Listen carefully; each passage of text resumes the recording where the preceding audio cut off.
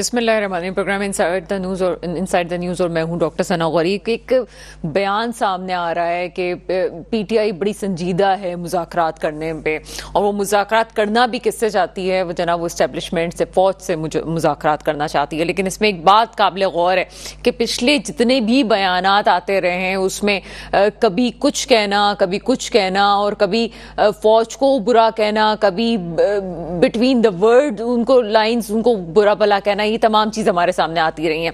लेकिन चले जनाब, एक तरफ मुज़ाकरात की बात तो हो रही है, या मैं कल भी प्रोग्राम में कह रही थी, गुड साइन है कि आपकी तरफ से मुज़ाकरात की बात हो रही है, पीटीआई की तरफ से जो है मुज़ाकरात का कहा जा रहा है। लेकिन साथ साथ तर्जुमान फौज का कुछ दिनों पहले वाला बयान अगर आप नोट करें तो उसमें कहा गया कि कोई भी इंतशारी टोला जो कि अफवाज पाकिस्तान के खिलाफ बात करेगा उससे बात नहीं की जा सकती या उनकी बात को नहीं माना जा सकता। और जहां तक मुज़ाकरात की बात है तो कोई भी पॉलिटिकल पार्टी से ही मुज़ाकरात कर सकती है, फौज से मुज़ाकरात करने का कोई सवाल पैदा नहीं होता। इन हालात में खास तौर पे बार बार ये पैगाम देना कि हम मुज़ाकरात करना चाहते हैं, और खास तौर पे ये बात सामने आना कि जनाब हम तो बात करना चाहते हैं, हमसे कोई बात नहीं कर रहा, जबकि दूसरी तरफ जिन लोगों से वो मुज़ाकरात करना चाहते हैं वो कहते हैं हम 9 मई वालों को माफ नहीं करेंगे, और अगर किसी इंतशारी टोले ने ये काम किया है तो जनाब पहले वो माफी मांगे, उसके बाद हम सिलसिला आगे कर सकते हैं। अब ये दोनों तरफ ये चीजें इस तरह से हैं कि ये समझ से बाहर है कि कोई माफी मांगेगा या मुज़ाकरात करने की बाद भी माफी मांगना है। एक तरफ तो ये कहा जा सकता है कि पीटीआई की ये भी मजबूरी है कि अगर वो माफी ऑन रिकॉर्ड मांग लेती है तो फिर उनका जो बयानिया है, जो पब्लिक उनके साथ उन्होंने इतना खींच के वो एक तरफ लाए हैं, जिस तरह से मुख्तलिफ बयानियात करते रहे वो लोग, तो अब वो बयानिया उनका कहाँ जाएगा जो पब्लिक के सामने वो लेके आ रहे हैं। दूसरी तरफ अगर पीटीआई इस वक्त मुजाहिरा करे कि वो पाकिस्तान की सलामती और बका के लिए आगे चल के बात करना चाहती है और पाकिस्तान में इस्तेकाम चाहती है, तो फिर उसको अपने उस बयानिए को कहीं दफन करके वाकई एक खुले तौर पे झुकना पड़ेगा कि जनाब अगर कुछ हुआ है तो हम उसकी माफी मांग लेते हैं। चले जनाब 9 मई के मामले में वो कहते हैं अगर कोई कसूरवार है तो उसको आप बिल्कुल इसको सजा दें, और अगर वो पीटीआई से भी उसका ताल्लुक है तो उसको सजा दें। लेकिन साथ अगर हम ये वाले 9 मई को भी हम एक तरफ कर दें तो पहले जो जलसे जुलूसों में जिस तरह से बयानात दिए गए हैं वो ऑन रिकॉर्ड है, और क्या उस पर भी माफी मांगी जाएगी? इस वक्त तो माफी का मसला है। तर्जुमान फौज ये कहती है कि जनाब माफी मांगेंगे तो आगे जाएंगे, और मुज़ाकरात करने हैं तो पॉलिटिकल पार्टी से ही मुज़ाकरात करे। दूसरी तरफ बानी पीटीआई और पीटीआई के मुख्तलिफ रहनुमा जो है, एक तो 9 मई को मानने के लिए तैयार नहीं है, दूसरी तरफ वो कहते हैं हम मुज़ाकरात उन लोगों से करेंगे जो कि फैसला साज हैं, हम और किसी और से बात नहीं करेंगे। एक और मौजूद जिस पर आज प्रोग्राम में बात करेंगे, जमाती इस्लामी का मुसलसल जो है इस वक्त धरना, और जो भी बातें इस वक्त जमात इस्लामी की तरफ से की गई हैं वो तमाम बातें हैं जो इस वक्त पाकिस्तानी कौम में करना चाहती है, सुनना चाहती है। वो उनके दुखती रग पे हाथ रखने वाली बातें और जिस किस्म के मुतालबात किए जा रहे हैं, ये कोई अनहोनी नहीं है कि ये मुतालबात पूरे नहीं हो सकते। अगर कोई मुझे ये कहे कि यार ये ऑन ग्राउंड नहीं हो सकता, तो ऐसा नहीं है। जमात इस्लामी ने इस वक्त जितने भी मुतालबात किए हैं वो बिल्कुल ऐसे ही हैं कि वो आम शहरी की आवाज़ है, आम आवाम की आवाज़ है कि जनाब महंगाई से वो तंग है, टैक्सेस के मसाइल हैं, इन तमाम चीज़ों को, और फिर IPPs का मसला, इन तमाम चीज़ों को रिजॉल्व होना ज़रूरी है। हुकूमत की और शराफिया के खर्चे कम होना ज़रूरी है। ये तमाम चीज़ें अपनी जगह हैं, लेकिन इतने दिनों तक धरना और फिर मुज़ाकरात में नरमी दिखाना और फिर उस रास्ते को तक उनको लेके आना, ये जमात इस्लामी ने खुद किया है या वाकई उनका कोई साथ दे रहा है? और अगर उनका कोई साथ दे रहा है और कहीं से उनको ग्रीन सिग्नल मिला है तो कम से कम इस वक्त की हुकूमत के लिए तो वो अच्छी बात नहीं है, क्योंकि हुकूमत को अभी आए हुए तकरीबन 5, साढ़े 5, 6 माह हो चुके हैं। इतनी जल्दी ये धरनों का सिलसिला होता नहीं है। लेकिन अगर आगे कोई ऐसी सूरत हाल बन जाती है कि जनाब जमात इस्लामी की भी बातें मान ली जाती हैं और तहरीक इंसाफ से भी कोई मुज़ाकरात कामयाब हो जाते हैं, तो हम ये समझ सकते हैं कि इस्तेहकाम की सूरत आ सकती है। बात करते हैं तमाम मौज़ूआत पे। मेरे साथ इस वक्त मौजूद हैं डॉक्टर सोहराब सरकी साहब, आपका ताल्लुक पाकिस्तान पीपल्स पार्टी से है। साथ साथ मुझे ज्वाइन करेंगे मोहसिन कासमी साहब, आप तज्जियाकार हैं, और मुझे ज्वाइन करेंगे शाहनवाज जुदून साहब, तहरीक इंसाफ से आपका ताल्लुक है। सबसे पहले चलते हैं सोहराब सरकी साहब की तरफ। डॉक्टर साहब, प्रोग्राम में आपको वेलकम करते हैं। बहुत शुक्रिया डॉक्टर साहब। डॉक्टर साहब, सब पहले तो ये बताइएगा कि इस वक्त जो जेल से इत्तलात आ रही हैं और ख़ास तौर पे खुला एक पैगाम दिया गया है कि हम मुज़ाकरात करना चाहते हैं, दूसरी तरफ जैसे मैंने इंट्रोडक्टरी पार्ट में कहा कि तर्जुमान फौज ये कह चुके हैं कि इंतशारी टोला और ख़ास तौर पर इंतशारी टोला 9 मई के हवाले से ही कहा गया है कि उनसे बात नहीं होगी। ये मसला हल कैसे होगा? देखिए डॉक्टर साहब, बात यह है कि आप ने खुद ही मतलब इतना डिटेल में बता दिया। पहले ये सारा इल्जाम जितना भी लगाते रहे वो एस्टेब्लिशमेंट पे, पाकिस्तान आर्मी पे लगाते रहे कि उन्होंने हमारी हुकूमत खत्म की है, और ये भी इल्जाम लगाते रहे कि उन्होंने ही मतलब ये जो भी इलेक्शन है वो रिग्ड किए हैं। वो कोई ढकी चुकी बात नहीं है, ये बातें क्लियर करते रहे। और अभी फिर वही जो मतलब जिन पर वो इल्जाम आयद करते हैं फिर उन्हीं से कहते हैं कि हम मज़ाकरात करेंगे। असल में बात यह है कि पाकिस्तान पीपल्स पार्टी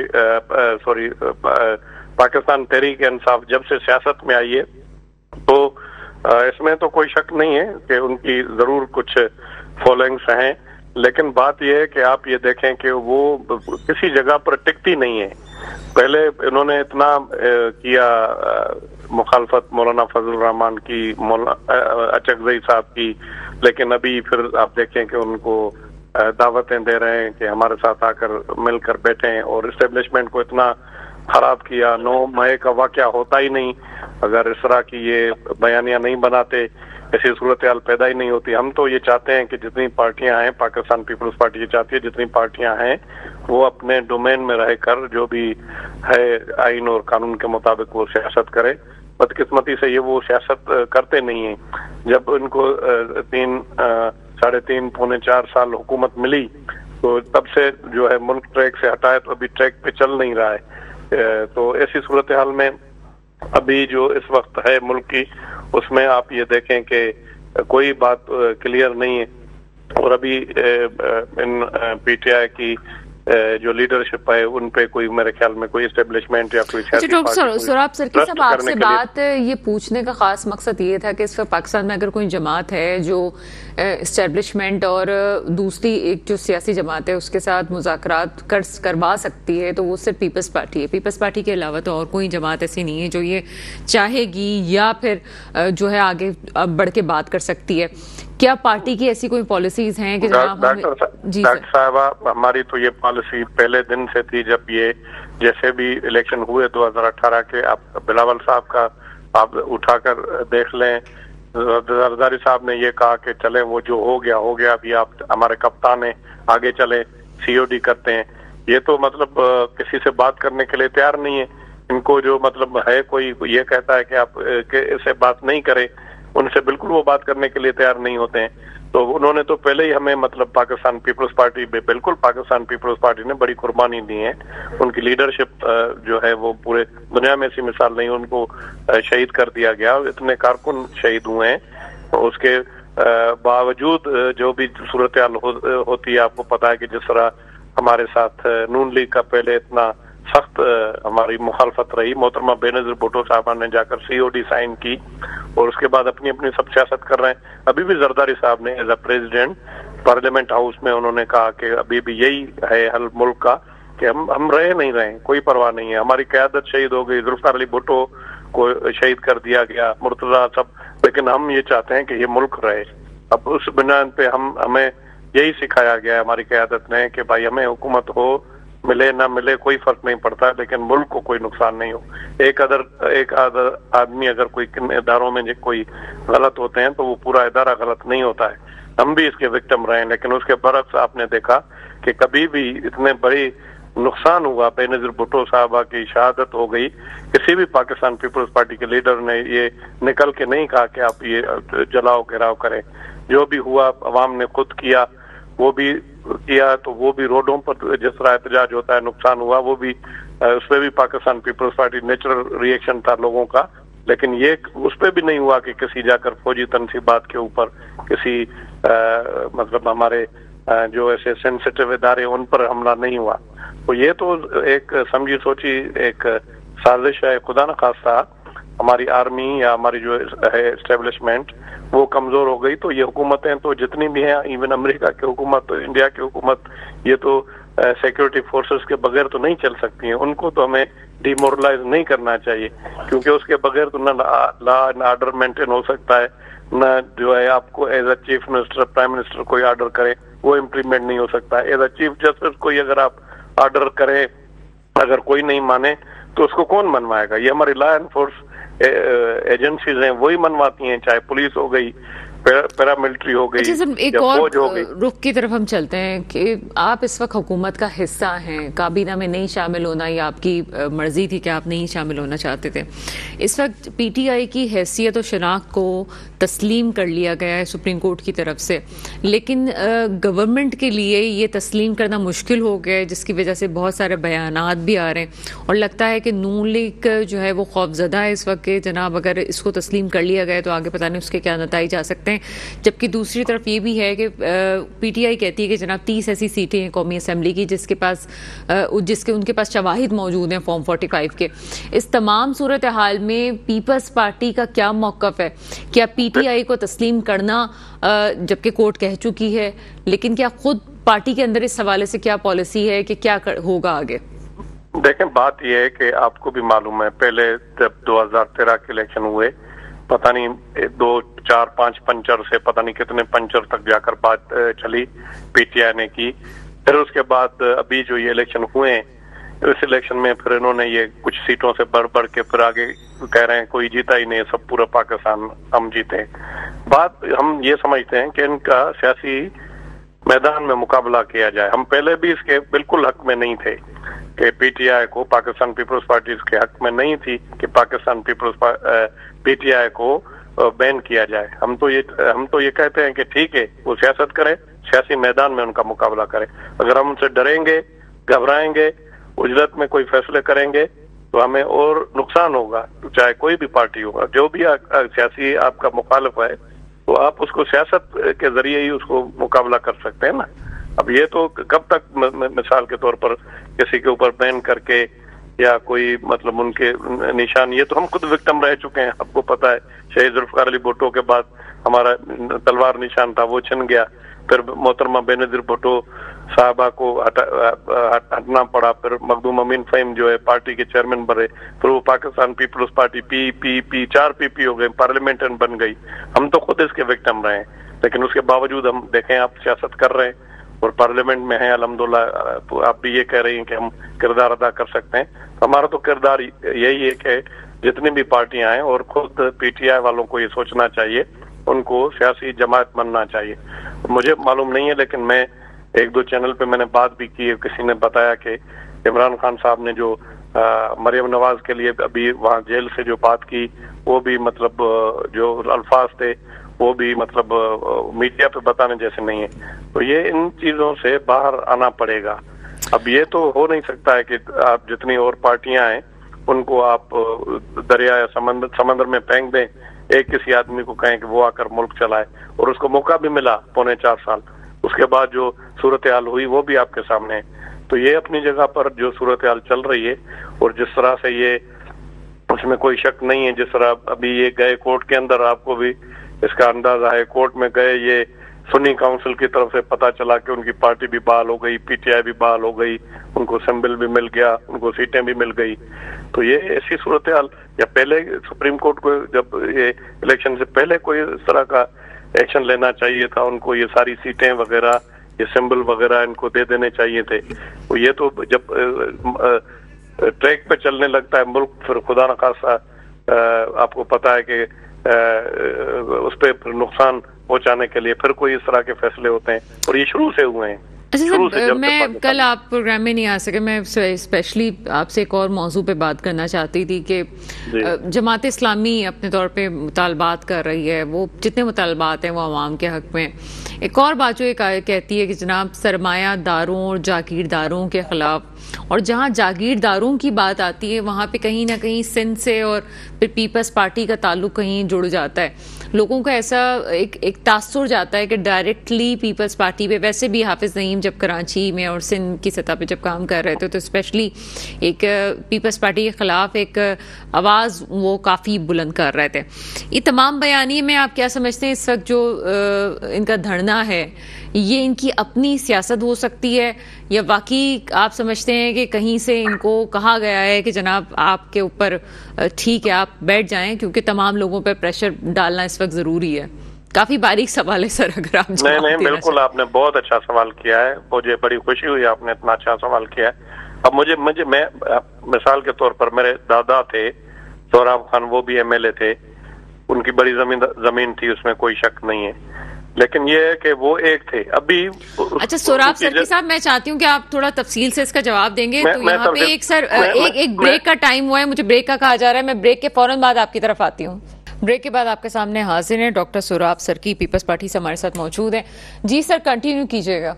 बिल्कुल, आपने बहुत अच्छा सवाल किया। मैं आपको बता रहा था, मेरे दादा एक थे, उनके पास जितनी जमीन थी अभी उसी एक आदमी के 150 आदमी बन गए, बेटियां, बेटे, फिर उनके बेटे, उनकी बेटियां, तकरीबन 150-200। अब मुझे बताएं, कोई मेरे ख्याल में तो सिंध में 1 या 2 कोई हो सकते हैं, कोई जागीरदार नहीं। जागीरदारी निजाम ऑटोमेटिकली खत्म हो गया है। पहले ये जब था शहीद जुल्फकार अली भुट्टो ने, आपको पता है कि लैंड रिफॉर्म का एक लेकर आए, उसमें काफी जमीनें चली गई। अब कोई जागीरदार नहीं, अब जितने भी हैं वो मतलब छोटे मतलब उनकी जमीनें, जो कि किसी जमाने में मैं आपको बताऊं कि उन वडेरों के जागीरदार जो हैं उनके नौकरों के पास होती थी, अब उनसे भी कम उनकी जो है वो जमीनें रह गई हैं। जागीरदारी सिस्टम ऑटोमेटिकली खत्म हो गया है। पहले लोग जो है वो अपने सरदारों के सामने, जागीरदारों के सामने वो नहीं कर सकते थे। मेरा ख्याल है कि राब्ता मुनक़ता हो गया है। बड़ी टेक्निकल किस्म की वो बात कर रहे थे कि जनाब ये जो वडेरा सिस्टम और जागीरदाराना सिस्टम कहते हैं, अमूमन जो लफ्ज़ वडेरा है इसको सुनते ही जो है वो सिंध का कल्चर आपके जहन में घूम जाता है। और जब वडेरा शाही और वडेरा सिस्टम कहा जा रहा है तो उस वक्त कहीं ना कहीं पीपल्स पार्टी से उसको इंटरलिंक कर दिया जाता है। सोहराब सरकी साहब का कहना ये था, उनके कहने का मकसद ये था कि अगर मैं दादा की बात करूँ, उनकी फैमिली में जब तकरीबन 150 लोग अब बन चुके हैं, तो फिर आप मुझे बता दें कौन सी जागीरदारी और कौन सा वडेरा सिस्टम। क्योंकि अगर सिंध में आप देखें तो बहुत कम ऐसी आप मिसालें दे सकते हैं जिसको आप वडेरा सिस्टम कह सकते हैं। लफ्ज़ों में तो ये बातें बड़ी अच्छी लगती हैं, लेकिन ऑन ग्राउंड ये चीज़ें ऐसी हैं नहीं। मोहसिन काज़मी साहब तज्ज़ियाकार हैं, उन्होंने हमें ज्वाइन किया इस वक्त। सर प्रोग्राम में आपको वेलकम करते हैं। मोहसिन काज़मी साहब, आप मुझे सुन सकते हैं? जी जी जी, मैं सुन। मोहसिन काज़मी साहब, क्या समझते हैं इस वक्त? सबसे पहले बात करेंगे जमात इस्लामी के हवाले से। जमात इस्लामी इस वक्त हुकूमत से कुछ मुतालबात ऐसे कर रही है जो कि वाकई एक आम आवाम के मसाइल हैं, और ये बार बार कहा जा रहा था कि कोई तो ऐसी पार्टी हो जो उठे और आवाम की बात करे। लेकिन इस वक्त सिचुएशन में ये बात ज़रूर पैदा होती है कि क्या जमात इस्लामी ख़ुद से यहाँ तक आई है बात करने के लिए, और इतने दिन तक ये यहाँ पे मौजूद हैं, उनके मुतालबात क्या मान लिए जाएंगे? और अगर वो यहाँ हैं तो ये किसी तरफ से कोई इशारा है और इस हुकूमत के लिए, मौजूदा हुकूमत के लिए कोई ख़तरा है, या जनाब ये बिल्कुल हम इसको नॉर्मल समझें, ठीक है एक पार्टी है, जमात इस्लामी आई है, मुतालबात कर रही है, चली जाएगी? आपका क्या तज्ज़िया है? डॉक्टर गौरी साहब, बहुत शुक्रिया आपका। देखिए, बात यह कि जमात इस्लामी इस वक्त जो भी काम कर रही है, बज़ाहिर तो बहुत अच्छा काम कर रही है, मुतालिबे भी उसके बहुत अच्छे हैं, आम लोगों को रिलीफ दिलवाना चाहते हैं, लेकिन आप देखें कि इनके मकासद कुछ और ही नजर आ रहे हैं मुझे। क्योंकि आज 5वां दिन है, इनके मुज़ाकराती कामयाब नहीं हुए, क्योंकि असल पार्टी से इनके मुज़ाकरात हुए भी नहीं। एक बात है। दूसरी ये कि जमात इस्लामी का खुद आहिस्ता आहिस्ता अपने मुतालिबे में नर्म पड़ जाना इस बात की अलामत है। तो ये बात आपकी बिल्कुल किसी हद तक जो है वो तज़किये के लिहाज से बहुत दुरुस्त है कि ये इनका यहाँ पे बैठना और धरना देना और आगे बढ़ना, इसके पीछे कुछ मकासद हैं। मकासद यही है, समझ में आते हैं। पाकिस्तान में सारी जिंदगी ऐसे ही होता रहा है कि पाकिस्तान को अनस्टेबल रखने के लिए सब कुछ किया जाता रहा है। तो इस वक्त यकीनी तौर पर पहली बात है, हुकूमत इस वक्त आए हुए हैं, पीपल्स पार्टी हो या मुस्लिम या उनके इत्तेहादी, ये पाकिस्तान के साथ इस वक्त इंसाफ नहीं कर रहे हैं, जमहूरियत के साथ इंसाफ नहीं कर रहे हैं, सियासत के साथ इंसाफ नहीं कर रहे हैं। उसकी वजह ये कि इन्हें एक दूसरे का मैंडेट तस्लीम करना चाहिए। जब आपने 8 फरवरी को इलेक्शन करवा दिए, रिजल्ट आ गया, अब जो जीता है उसको हुकूमत करने दें, और उसके अलावा आपके पास कोई रास्ता नहीं है। और ये मुझे आज अच्छी लगी ये खबर जो आपने पहले अपने तबसरे में बयान की कि इमरान खान साहब जो हैं वो राजी हो गए हैं कि उनसे बात करना चाहते हैं एस्टेब्लिशमेंट से। तो अल्लाह करे एस्टेब्लिशमेंट भी राजी हो जाए, कि दोनों मिलकर राजी होकर आगे बढ़े, पाकिस्तान को आगे लेके जाना, यही हमारा मकसद है। सर, मैं ख़ास तौर पे जो जमात इस्लामी की बात का रुख लेके जा रही थी वो यूँ भी है कि ऐसा नहीं कि जमात इस्लामी पे किसी वक्त में माजी में पाबंदी नहीं लगी, और ऐसा नहीं है कि जमात इस्लामी के धरने पे तशद्दुद आमेज़ धरने नहीं हुए, ऐसा भी रहा है। लेकिन ये भी एक हकीकत है कि चाहे वो भुट्टो साहब का वाक़या हो या उसके बाद इस्टेब्लिशमेंट से काफ़ी अच्छे ताल्लुकात रहे हैं जमात इस्लामी के। दूसरा पॉइंट इस पर यह भी आता है कि इस वक्त तर्जुमान फ़ौज का जिस तरह से बयान आया तो वो सिर्फ PTI को ही नहीं तंबी कर रहे थे कि PTI के बारे में बात कर रहे हो या नाम ले रहे हो, वो तमाम सियासी जमातों पे एक जो है वो एक होता है ना कि अपना समझ के आप आवाम को भी कह रहे हैं कि जनाब हमारे दुख को भी समझें और हमारी बात को भी समझा जाए। तमाम पार्टीज पे तनकीद नज़र आती थी। आपको लगता है कि ये जो जमात इस्लामी है ये भी उन तमाम हुकूमती जमातों पे भी प्रेशर डालने के लिए लाई गई है? ख़ास तौर पे आपका क्या तज्जिया होगा इस हवाले से कि जनाब क्योंकि तर्जुमान फ़ौज की भी बातों से कुछ ऐसा ही महसूस होता था कि वो इस वक्त ना सिर्फ PTI बल्कि तमाम सियासी जमातों से जो है वो नाराज़ हैं? डॉक्टर साहब, बात यह है कि जमात इस्लामी से एक सवाल आप पूछिए, कोई इत्तेफाक है या इस वक्त कोई नुमाइंदा नहीं मौजूद है, आप जरूर उनसे पूछिए कि जो मकासद आप लेके खड़े हुए हैं आवाम के रिलीफ के लिए, वही जमीयत उलमा इस्लाम भी चाहती है, वही PTI भी चाहती है, वही दूसरी जमातें भी जो इस वक्त हुकूमत के मुखालिफ हैं वो सब चाहती है। सब एक साथ मिलकर ये काम क्यों नहीं कर रहे हैं? ये एक साथ जमा होकर ये मुतालबा क्यों नहीं कर रहे? एक साथ प्रेशर क्यों नहीं डाल रहे हुकूमत के ऊपर कि ताकि ये मुतालबे में जो है किसी हद तक बेहतरी आए? इसमें सबसे माकूल जो मुतालबा है, जो अच्छा लगा मुझे, वो यही है कि आप 500 यूनिट तक जो है 50% रिलीफ दे दें, यहाँ से स्टार्ट हो जाए। आप जब आप स्टार्ट होंगे तो कुछ तो आवाम को मिलेगा, लेकिन मुझे नजर नहीं आ रहा है, कुछ और मकासद नजर आ रहे हैं और इसका रुख किसी और तरफ बदलता हुआ नजर आ रहा है। देखिए सर, एक जनरल सी उनके जो मुतालबात 4-5 बड़े मुतालबात अगर देखे जाएं तो वो तो ऐसा लगता है कि वो ऐसे मुतालबात हैं अगर हमें भी धरने पे जाने के लिए कहा जाए तो हम भी शायद थोड़ी देर के लिए जाके वहाँ पे बैठ जाएंगे कि जो वो कह रहे हैं वो कोई अनहोनी बातें नहीं है, वो हो सकती हैं वो सब चीज़ें अगर हुकूमत पे प्रेशर डाला जाए तो। क्या समझते हैं? उन्होंने IPPs की बात की है, उन्होंने टैक्सेस की बात की है, महंगाई की बात कर रहे हैं, बहुत सारी ऐसी चीज़ें जो इस वक्त अगर हल हो जाती हैं तो बेहतर हो सकता है। IPPs वाले जो है मुआहिदे वापस हो सकते हैं। उसमें आपको नहीं लगता कि हम तमाम पाकिस्तानियों की एक आवाज़ भी है वो? असल में IPPs का मैटर तो इस वक्त सॉल्व होगा नहीं, इनकी हुकूमत कम अज कम नहीं होगा ना। बेनिफिशियरी है इनके लोग यहाँ पे इस वक्त जो मौजूद हैं, इस लिहाज से नहीं होगा।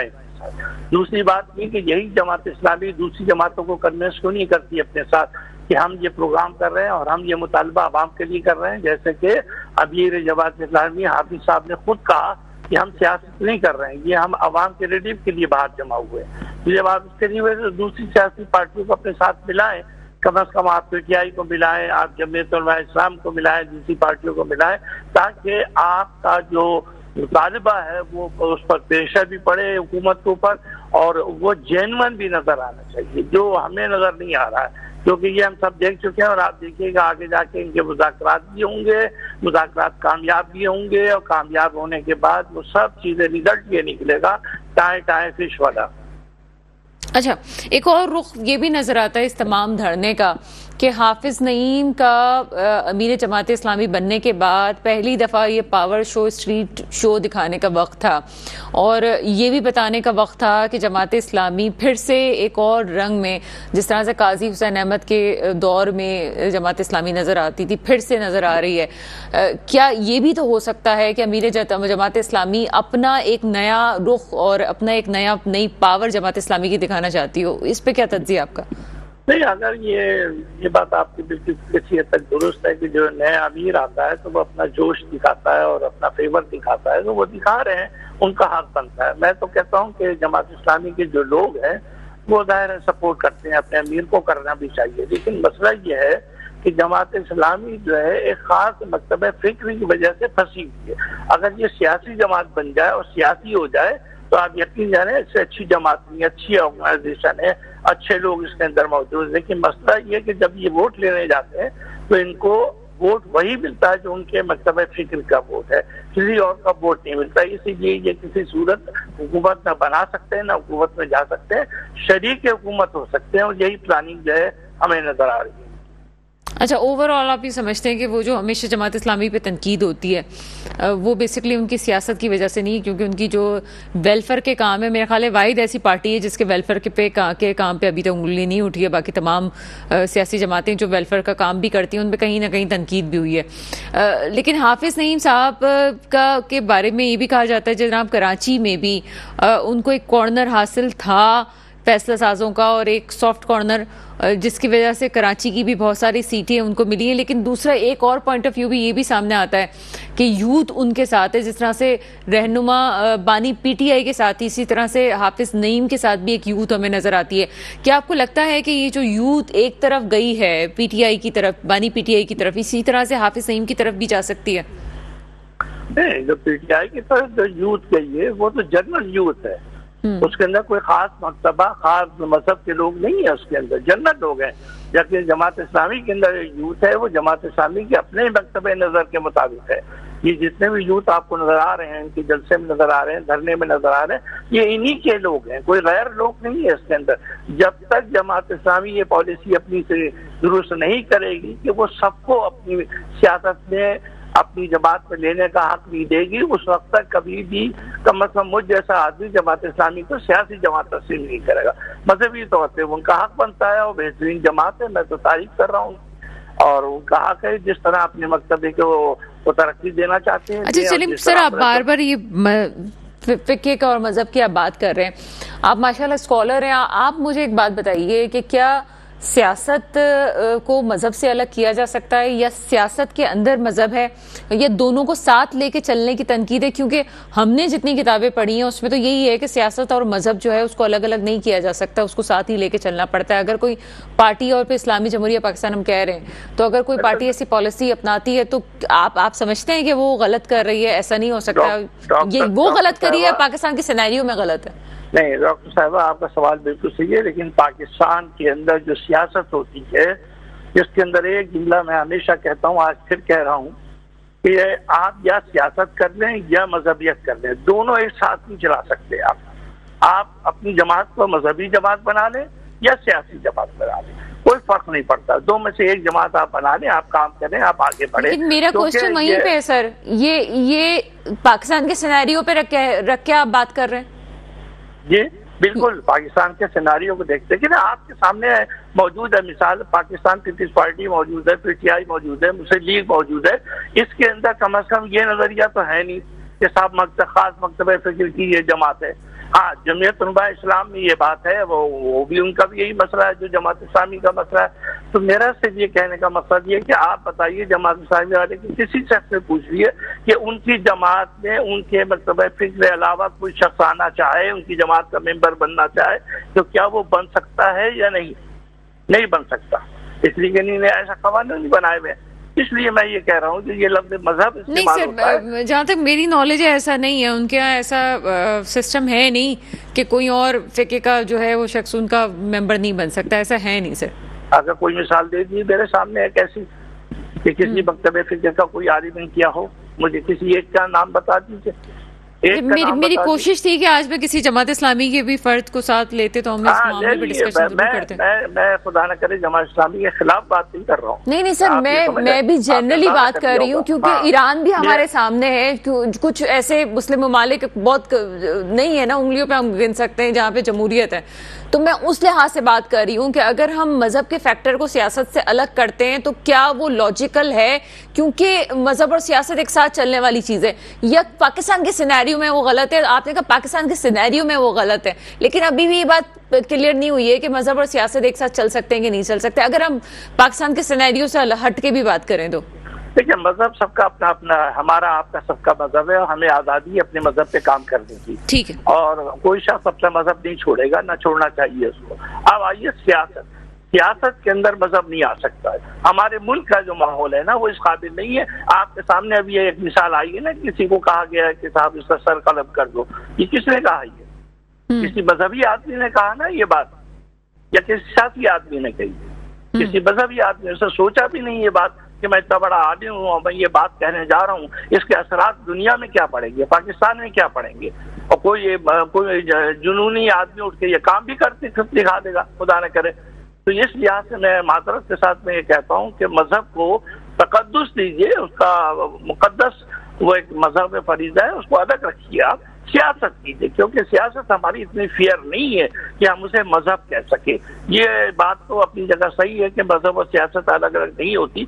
ये उस वक्त होती थी जब मुसलमान होते थे, सच्चे मुसलमान होते थे, सच्चे मोमिन, ये उनके लिए जो होती है, हमारे आपके लिए, हम जैसे गुनाहगारों के लिए ये सब बात। चलिए मोहसिन काज़मी साहब, आपका मौक़िफ़ हमारे पास आया, लेकिन हम एक इस्लामी जमहूरियत पाकिस्तान में हैं, लेकिन मसला हमारा शायद यही है कि हम आधे तीतर आधे बटेर हैं, तो चीज़ें थोड़ी मुख्तलिफ हो जाती हैं। फ़िक़्ह एक बहुत अलग चीज़ होती है, मज़हब एक बहुत अलग चीज़ होती है। हम इस्लामी जमहूरियत जब बात करते हैं तो तमाम चीज़ों को एक साथ रख के चलना भी बड़ा इंपॉर्टेंट है।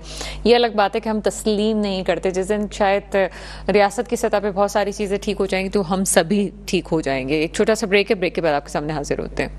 आपके सामने हाजिर हैं और शाहनवाज जुदून साहब PTI से मुझे ज्वाइन कर चुके हैं। सर, प्रोग्राम में आपको वेलकम करते हैं। थैंक यू डॉक्टर साहिबा। शाहनवाज जुदून साहब, एक तरफ आपकी पार्टी को सुप्रीम कोर्ट की तरफ से तस्लीम कर लिया जाता है, लेकिन दूसरी तरफ जो है वो हुकूमती जमातें इसके खिलाफ जितनी हद तक जा सकती हैं वो जाने की कोशिश कर रही हैं। किस किस्म के खतरात आपको नजर आते हैं कि मजीद क्या हो सकता है आपके साथ, जबकि इस वक्त जो है वो आपके नाम को तस्लीम कर लिया गया, पार्लियामान में हैसियत को तस्लीम कर लिया गया, लेकिन उसके बाद नए कवानीन लाने की बात की जा रही है कि किस तरह से आपको पीछे किया जा सकता है, आपकी पार्टी को पीछे किया जा सकता है। क्या कहेंगे आप? बिस्मिल्लाहिर्रहमानिर्रहीम। बहुत बहुत शुक्रिया डॉक्टर साहिबा। देखिए डॉक्टर साहिबा, ये तो चाहते नहीं थे कि PTI पार्लियामेंट में आए, और शुरू से इन्होंने हर वो अरबा इस्तेमाल किया हमें इलेक्शन से बाहर निकालने के लिए। हमारे ऊपर क्रैकडाउन किया गया, हमारे हज़ारों वर्करों को पाबंद सलासल किया, हमारे रहनुमाओं को पाबंद सलासल किया। फिर एंड इलेक्शन के दौरान हमसे हमारा निशान छीना गया। ज़ाहिर है पूरे पाकिस्तान में लोगों को बैट का निशान का पता था कि तहरीक इंसाफ का निशान बैट है, वो हमसे छीना गया ताकि किसी तरीके से तहरीक इंसाफ के लोग असम्बलियों तक ना पहुंच सके। जब हम इलेक्शन कागजात जमा करा रहे थे तो उस दौरान भी इन्होंने हर वो अरबा इस्तेमाल किया, हमारे सेकेंडर प्रपोजर को अरेस्ट किया, हम हमारे कागजात को रिजेक्ट किया इन्होंने, और फिर मजबूरन कोर्ट से हमारे कागजात बहाल हुए। मतलब डॉक्टर साहब, इन्होंने हर वो अरबा इस्तेमाल किया, क्योंकि जब इन्होंने हमसे निशान ले लिया तो फिर हम आज़ाद निशानों पे हमने इलेक्शन कंटेस्ट किया। हालांकि हमने अपने जो कागजात जमा करवाए थे उसमें हमने बाकायदा लिखा था कि तहरीक इंसाफ के हम उम्मीदवार हैं, लेकिन ज़ाहिर निशान के बाद हम आज़ाद हो गए। किसी को बैंगन का निशान मिला, किसी को डोल, किसी को टेबल, किसी को लैपटॉप, किसी को क्या मुख्तलिफ निशानात पे, यानी वो निशानात जो सारे निशान हम ख़त्म हो गए थे कि भाई वो हमें मिले। लेकिन उसके बावजूद भी 8 फरवरी को पाकिस्तान के अवाम को मैं खराज तहसीन पेश करता हूँ कि उन्होंने पोलिंग स्टेशनों में जाके और ढूंढ के इमरान खान के नुमाइंदों के निशान ढूंढ के उनको भारी अक्सरियत से कामयाब करवाया। रात तक हम 2/3 मेजॉरिटी से जीते हुए थे और इनका जो ख्वाब था वो चकनाचूर हो चुका था। लेकिन दूसरे दिन इन्होंने हमसे वो हमारा मैंडेट छीन लिया। फॉर्म 45 के मुताबिक हम जीते हुए थे, लेकिन इन्होंने जाली फॉर्म 47 बना के और जो पार्टी पूरे मुल्क में 17 सीटें ली उनको तकरीबन 80 सीटें दे के और उनका प्राइम मिनिस्टर इन्होंने बना दिया। फिर रिजर्व सीट का मसला आया तो इन्होंने मतलब इलेक्शन कमीशन तो हमारे खिलाफ डॉक्टर साहब ऐसे थे कि वो एक पार्टी बना हुआ है। शुरू से वो हमारे खिलाफ मतलब सुप्रीम कोर्ट में भी हमारे खिलाफ गया। जो हमारे इंट्रा पार्टी इलेक्शन हुए थे, 3 मरतबा हमने इंट्रा पार्टी इलेक्शन करवाए, उन्होंने एक्सेप्ट ही नहीं किया, हमारे खिलाफ सुप्रीम कोर्ट गया। तो बात यह है कि ये तो शुरू दिन से हमारे खिलाफ लगे हुए हैं, लेकिन अल्हम्दुलिल्लाह कि सुप्रीम कोर्ट से हमें ये जो फैसला है कि जो तहरीक इंसाफ के आज़ाद लोग जीते ये तहरीक इंसाफ के, और जो रिजर्व सीट इनके बनते हैं इनको दी जाए। अब इनको परेशानी लाग है कि अगर जो रिजर्व सीट हमें मिल जाए नेशनल असम्बली या सूबाई असम्बलियों में, तो जाहिर इनके पास वो 2/3 मेजॉरिटी का जो दूसरे के मैंडेट चीन के भी इनके पास 2/3 मेजॉरिटी वाला वो नहीं अक्सरियत नहीं आई थी, और वो ये रिजर्व सीट से आप इससे अंदाजा लगा ले कि खैबर पुख्तनख्वा में पीपल्स पार्टी के 5 MPA थे और उनको 7 या 8 रिजर्व सीट दिए गए। इसी तरह मौलाना फजलुर रहमान साहब के 7 MPA थे और उनको 11 MPA दिए, यानी उनके उससे ज्यादा दे दिए। तो बात यह है कि ये तो हर वो अरब इस्तेमाल कर रहे हैं कि तहरीक इंसाफ को पार्लियामेंट से बाहर रखे, लेकिन इंशाअल्लाह जिस तरह हर जगह इनको नाकामी का सामना है तो यहाँ भी इनको नाकामी का सामना होगा और इंशाअल्लाह जो हमारी रिजर्व सीटें हैं वो हमें मिलेगी। सर, रिजर्व सीटें तो आपको मिल जाएंगी, लेकिन मेरा मुद्दा ये है कि अगर कोई इमरजेंसी की सूरत हाल होती है और हुकूमत के पास जिस तरह की सूरत हाल है, जिस तरह से जमात इस्लामी भी करीब बैठी हुई इस्लामाबाद के, कोई अच्छी सूरत हाल मौजूदा हुकूमत के लिए नहीं है। वो कहते हैं ना कि आगे कुआं और पीछे खाई वाली मिसाल है और नून लीग इस वक्त उसी हालत में है। इन हालात में अगर वो आगे इमरजेंसी की बात करती है और आइन मुअत्तल करने की बात करती है तो फिर PTI के पास कोई रास्ता बचता भी नहीं है। सर देखिए, बात है कि हम तो कानूनी और आईनी जंग लड़ेंगे, हम तो उससे पीछे नहीं हटेंगे। और जाहिर इनके पास ये हरबे इस्तेमाल कर रहे हैं, लोगों को डरा रहे हैं और कह भी रहे हैं, मसलन अपने लोगों के जरिए, कुछ लोगों के जरिए ये वो कर रहे हैं कि भाई हमारे पास आखिरी ऑप्शन ये है कि हम इमरजेंसी डिक्लेयर कर देंगे। मुल्क आप देख ले कि महंगाई, बेरोजगारी, आज अगर जमात इस्लामी वहां बैठी हुई है वहां धरने पे, तो इसलिए ना कि ये जो इन्होंने IPPs के मुआहदे किए और अरबों और खरबों रुपए के ये उनको पैसे दे रहे हैं और वो कंपनियां तकरीबन ज्यादातर इन्हीं लोगों की हैं। इनकी अगर ऑडिट करवाया जाए तो इन्हीं लोगों की है, तो इसलिए तो वो जमात इस्लामी वहां बैठी हुई हैं और हालात तो बहुत बिल्कुल आप सही कह रहे हैं कि हालात खराब है। बलोचिस्तान में आप देख लें, मारंग बलोच वहां बैठी हुई है और पूरा बलोचिस्तान जाम है। ये तो मीडिया पे पाबंदी के दिखा नहीं रहे, वरना वहां बलोचिस्तान में तो पंजाब और खैबर पुख्तनख्वा से भी बदतर हालात हैं। तो हालात तो बड़े खराब है, लेकिन फिर भी इंशाअल्लाह तहरीक इंसाफ अपने आईनी और कानूनी जंग जारी रखेगी। सर, दूसरी तरफ बानी PTI की तरफ से मुज़ाकरात का कहा गया है, लेकिन एक इम्पॉर्टेंट क्वेश्चन जो मैंने प्रोग्राम के इंट्रोडक्टरी पार्ट में रेस किया था कि तर्जुमान फौज ने कहा था कि हम पॉलिटिकल पार्टीज अगर बात करना चाहती हैं तो पॉलिटिकल पार्टी से ही करें।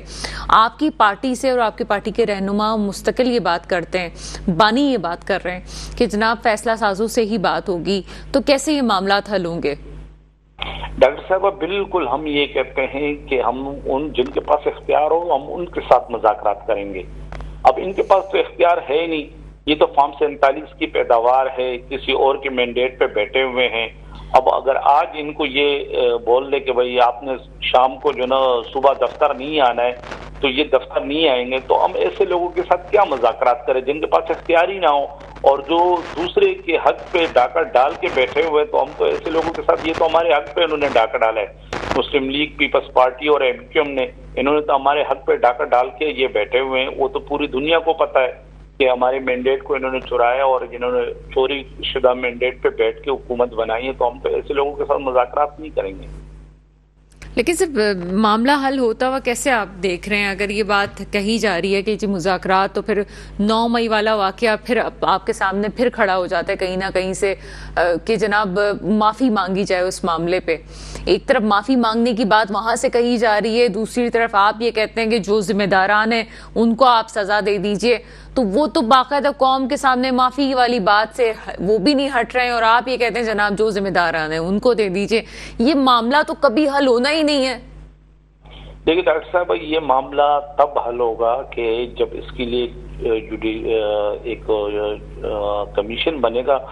तो वो हम डे 1 से कह रहे हैं कि भाई आप जुडिशियल कमीशन के थ्रू एक को कमीशन बना के और इसकी इंक्वायरी की जाए कि आया इस 9 मई से किन को नुकसान हुआ और किन को फायदा हुआ। अफसोस की बात है कि 1 साल से ज्यादा अरसा हुआ है लेकिन कोई कमीशन नहीं बना। हालांकि हम सबसे ज्यादा हमें नुकसान हुआ, हमारे हजारों लोग पाबंद सलासल हुए, हमारे सैकड़ों लोग शहीद हुए, हमारे सैकड़ों लोग जख्मी हुए, लेकिन उसके बावजूद भी हम कह रहे कि आप कमीशन बनाए ना, पता तो लगे कि ये इसके आड़ में किसने ये हरकत की। अगर हमारे लोगों ने की तो दे उनको सजा, हम तो कहते कि दे सजा, लेकिन ये ना कि कमीशन तो बनाए। आप अभी मैं आपको अपना बता दूं कि 9 मई का मेरे ऊपर 2 FIR है, 1 साल से ज्यादा हो गए डॉक्टर साहबा। हर 10 दिन बाद 12 दिन बाद पेशी पे जाता हूं, लेकिन ताहाल चालान पेश नहीं हुआ। क्यों 1 साल में चालान पेश नहीं कर सके? कोई सबूत उनके पास है नहीं है। तो बात यह है कि ये तो खाली तहरीक इंसाफ को दबाने के लिए, तहरीक इंसाफ पर पाबंदी यानी समझो पाबंदी लगाने के लिए 9 मई को गाड़ किया गया और 9 मई के वाक़ये को तहरीक इंसाफ के खिलाफ इस्तेमाल किया जा रहा है। अगर बाकी 9 मई में कोई मुलविस है तो आप बनाएं, एक कमीशन बना के, और आप रिपोर्ट सामने ले आए और सबूत सामने रखें कि भाई ये लोग मुलविस थे और इन्होंने ये किया। बहुत शुक्रिया शाहनवाज जुदून साहब, आप मेरे साथ मौजूद थे। मसला सिर्फ ये है कि अना की जंग में कभी भी किसी का फ़ायदा नहीं हो सकता। इस वक्त अगर पाकिस्तान का फ़ायदा करना है, अगर पाकिस्तान की बात करनी है, तो इस अना की जंग को ख़त्म करना पड़ेगा, चाहे वो किसी की तरफ से भी हो। पीटीआई किसी भी सूरत 9 मई को मानने के लिए तैयार नहीं है। ठीक है जनाब, एक पार्टी ये कहती है हम इस चीज़ को नहीं मानते, नहीं भी मानना चाहिए, लेकिन ये भी हकीकत है कि इससे इनकार नहीं किया जा सकता कि जो कुछ 9 मई को हुआ वो कम से कम पीटीआई के कुछ लोगों ने तो किया ही होगा या उनके हामियों ने किया होगा। हम ये नहीं कहते कि जनाब वो पार्टी की पॉलिसी हो सकती है, लेकिन अपनी पार्टी से, रहनुमा से या पार्टी से मोहब्बत की बुनियाद पर अक्सर ऐसी चीज़ें हो सकती हैं कि जैसे बेनज़ीर भुट्टो साहिबा की शहादत के वक्त भी हुई थी। लेकिन अगर सिर्फ अना की जंग में कि जनाब हम आगे बढ़ के मुज़ाकरात नहीं कर सकते या हम इस फला चीज़ पे अपना झुकाव नहीं साबित कर सकते, तो फिर मामला आगे चल नहीं सकते। इस वक्त जो पाकिस्तान की सूरत हाल है, केपी आपके सामने है, बलूचिस्तान आपके सामने है, जो चीज़ हो रही है, और फिर जो बाकी सूबे हैं वहाँ पे महंगाई का जो समंदर है आपके सामने आ चुका है और जिसमें आवाम डूबती चली जा रही है। उसके लिए ज़रूरी है कि पार्टीज मिलें और मिल के बात करें। कोई भी इस वक्त हुकूमती पार्टी या पाकिस्तान के खैर ख्वाह अपने आप को कहने का दावा करने वाले लोग अगर मेरे सामने आके ये बात करते हैं जनाब हम पाकिस्तान से बहुत मुखलिस हैं, पाकिस्तान के अवाम से बहुत मुखलिस हैं, तो ये मुखलिस होना उसी वक्त ही साबित हो सकता है कि जब ये तमाम पार्टीज इस वक्त, अगर अगला महीना मेरे जो है वो अगस्त का महीना आ रहा है, पाकिस्तान की आज़ादी का महीना आ रहा है, अगर ये तमाम जमातें मिलकर अगर पाकिस्तान का झंडा हवा में बुलंद कर देती हैं और यकजहती का सबूत दे देती हैं, तो मेरा ख्याल है कि तमाम वो ताकतें जो आलमी सतह पर पाकिस्तान के दुश्मन है या पाकिस्तान के अंदरूनी, खारजी और बैरूनी दोनों ताकतों को मुंह तोड़ जवाब मिलेगा। लेकिन उसके लिए ज़रूरी है कि आप जनाब अपनी फौज के साथ भी बैठें और सियासतदान भी ये बात सोचें कि वो खुद कहाँ गलत कर रहे हैं और इन सबको ये क्या है सिलसिला के अभी आज मेरे पाकिस्तान में जो बच्चा है वो रुल रहा है इसलिए क्योंकि उसके पास कोई मुस्तकबिल नज़र नहीं आ रहा। मेरे मुल्क पे वो हुक्मरान आए जो वाकई मेरे मुल्क के मुस्तकबिल की हिफाजत करें। इसके साथ ही प्रोग्राम का वक्त ख़त्म होता है। मुझे इजाज़त दीजिएगा। खुदा हाफिज़।